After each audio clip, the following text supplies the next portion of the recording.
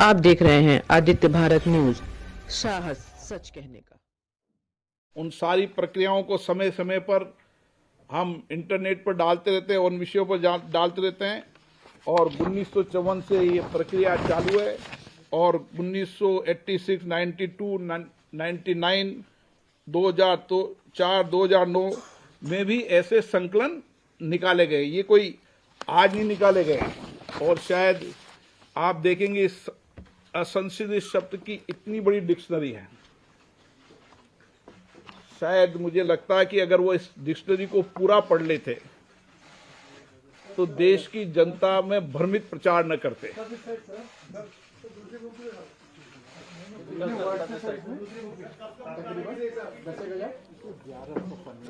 1100 पन्ने हैं, आप भी पढ़ लेना इसको, ताकि जब डिबेट करने वाले, चर्चा करने वालों को आप ही जवाब दे सको।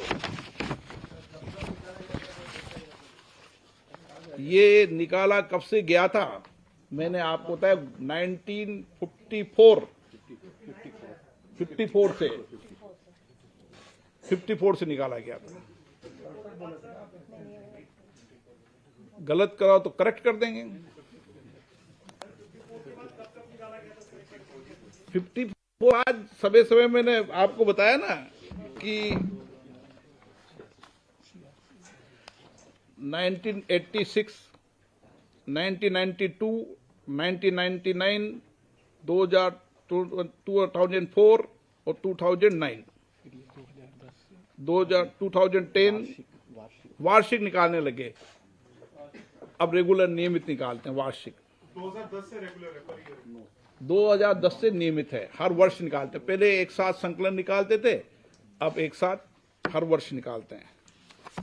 और ये स्पष्ट मैं फिर करना चाहता हूं, किसी भी शब्दों को बैन नहीं किया गया है। जिन शब्दों को उस समय कार्रवाई के अंदर स्पंज किया गया है, चाहे लोकसभा हो, चाहे राज्यसभा हो, चाहे राज्य की विधानसभा हो, उसका संकलन जारी किया है। डिबेट चर्चा करने वाले जब दलों के आधार पर चर्चा करते हैं तो उनको दल से ऊपर उठकर जहां जहां उन दल की सरकार है उनके विषयों को भी सामने रखना चाहिए।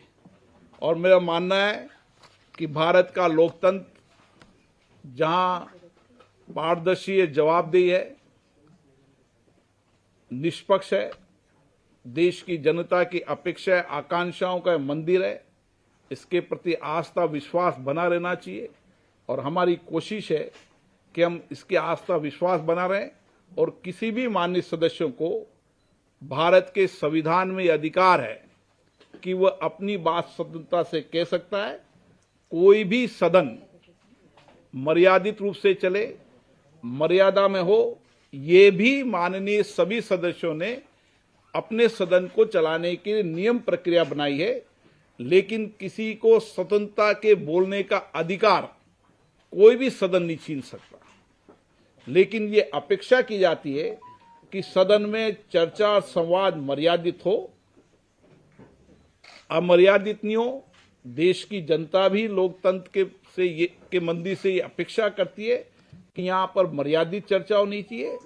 आरोप प्रत्यारोप, सहमति असहमति हमारे लोकतंत्र की विशेषता है। आरोप प्रत्यारोप भी समय समय पर सदनों में लगते आए हैं, व्यंग्य भी हुए हैं। ये सब इस संसद की परंपरा रही है। हम और अच्छी परंपराओं को लागू करें और कभी भी संसद के मामले के अंदर किसी भी तरह की भ्रमित करने की कार्रवाई न करें, ये ऐसी अपेक्षा है। अध्यक्ष जी, मैं मनीष जाऊँ, TV9 भारतवर्ष से।